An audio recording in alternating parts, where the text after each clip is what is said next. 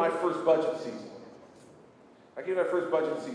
You know, we had a Democratic legislature that 4 years earlier had closed down the government on a Democratic government because they couldn't agree on how much to raise taxes. A uniquely Democratic problem. They couldn't agree on how much to raise taxes. And so I submitted a budget that was balanced without raising taxes on that $11 billion deficit. And they said it was dead on arrival unless I signed an income tax increase also. They said, don't worry, government, we'll close down the government just like we did on Governor Corzine. So I knew there were a lot of the same folks who had done that in 2006, so I called them in to have a talk with them. Now, you know, in 2006, Governor Corzine, when they closed down the budget, he moved a cot into the governor's office.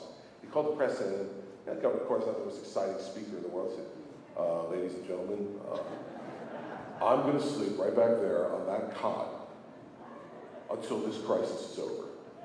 So, I don't know if he actually slept there or not, but he had the cot sitting there. And so, 4 years later, I wanted to make sure these guys were clear.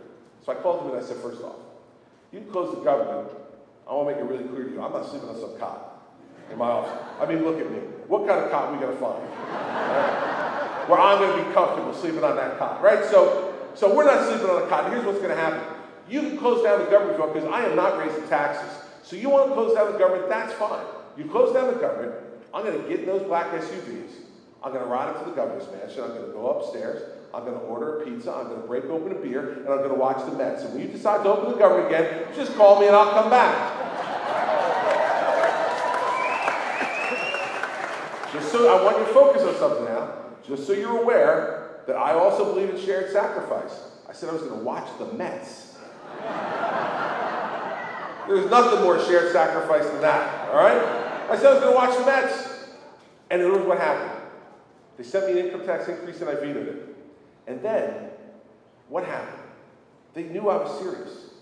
They knew I'd let them close down the government and let them keep it closed for as long as they want because I wasn't going to compromise my principles. And once they knew that I was going to stand up for my principles, they sent me a budget back with 99.8% of the line items in the exact same position I sent them to. Now, ladies and gentlemen, leadership matters. Standing up for your principles matters. We have two principled candidates running for President of the United States. Don't believe they can't make a difference in Washington, D.C. They will. If I was able to do it in Trenton, Mitt Romney and Paul Ryan will do it in Washington, D.C. They're going to put our country away from a path of debt and deficit back towards growth and prosperity and freedom around the world. And that's what we have to do. So let's get ready to work together. I know California can help to make this happen. I know New Jersey can help to make it happen. That's why my first stop here at the convention, since I saw my people in New Jersey yesterday, is to come to California. We are kindred spirits. We know what challenge is. We know what success is. And we're going to win in November. Thank you all very much.